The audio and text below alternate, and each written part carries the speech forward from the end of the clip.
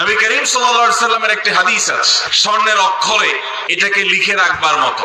তিনি বলেছেন, হে লোক সকল, তোমাদেরকে কি আমি বলে দিব না জান্নাতি মানুষ কারা? নবীজি সাল্লাল্লাহু আলাইহি সাল্লাম বলেছেন, দেখুন জান্নাতি মানুষের মার্কা কি, আলামত কি। জান্নাতি মানুষের মার্কা বা আলামত তার লেবাস বা পোশাকে যতটা প্রকাশিত হয় তার চেয়ে বেশি তার আচরণে প্রকাশিত হয়। নবীজি বলেছেন, প্রত্যেক ওই ব্যক্তি যে বিনয়ী হয়ে থাকে, নিরীহ টাইপের মানুষ, কেউ ধাক্কা দিলেও পারতপক্ষে পাল্টা ধাক্কা দিতে চায় না, এড়ায় চলে আসে।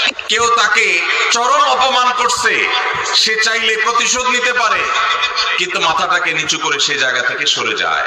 আমাদের সমাজ তাদেরকে বোকাশোকা মনে করে, আমাদের সমাজ তাদেরকে দুর্বল মনে করে, আমাদের সমাজ তাকে নিরীহ এবং অসহায় মনে করে, বেকুব বা নির্বোধ মনে করতে পারে সমাজ। কিন্তু আল্লাহর নবী বলছেন, এই মানুষগুলো তাদের যদি ঈমান, বেসিক যে বিষয়গুলো আছে